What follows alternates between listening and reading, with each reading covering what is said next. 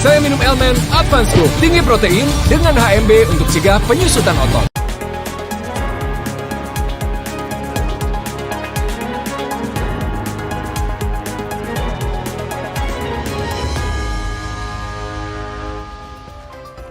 Halo, selamat pagi saudara. Kompas Bisnis kembali hadir ke hadapan Anda bersama saya Asri Gunawan. Informasi pertama, pemerintah berencana memotong gaji pekerja untuk program pensiun tambahan. Otoritas Jasa Keuangan saat ini masih menunggu penerbitan peraturan pemerintah program pensiun tambahan. Dalam konferensi pers yang digelar secara virtual, Kepala Eksekutif Pengawas Perasuransian, Penjaminan, dan Dana Pensiun Otoritas Jasa Keuangan, Ogi Prastobiono bilang manfaat pensiun yang diperoleh pensiunan saat ini relatif kecil, yakni berkisar 10-15% dari penghasilan aktif terakhir. Angka ini masih di bawah standar Organisasi Perburuhan Internasional atau ILO, yakni 40%. Wacana program pensiun tambahan merupakan turunan dari Undang-Undang Nomor 4 Tahun 2023 tentang pengembangan dan penguatan sektor keuangan. Jika diterapkan, aturan ini akan diatur dalam peraturan pemerintah dan diturunkan dalam peraturan OJK. Dikenakan untuk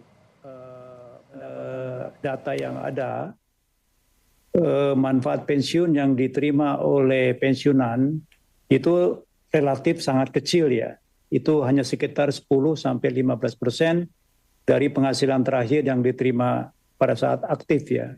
Sementara upaya untuk peningkatan pelindungan hari tua dan juga memajukan kesejahteraan umum itu dari ILO itu ada standar yang ideal itu adalah 40%.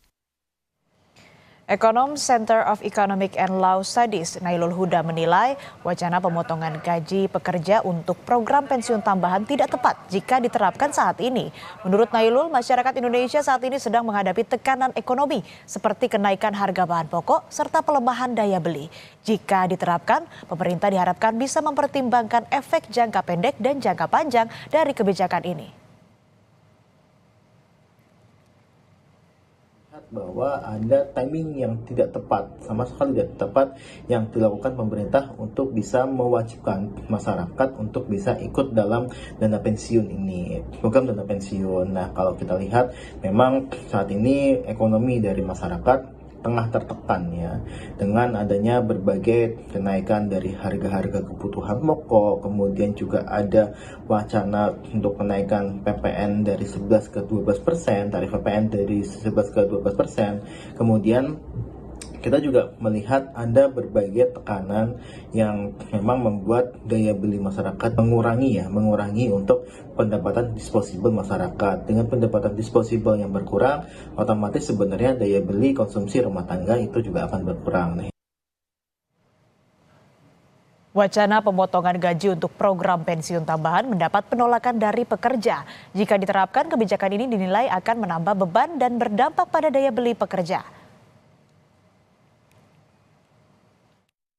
Kalau untuk rencana pemotongan itu saya nggak setuju ya.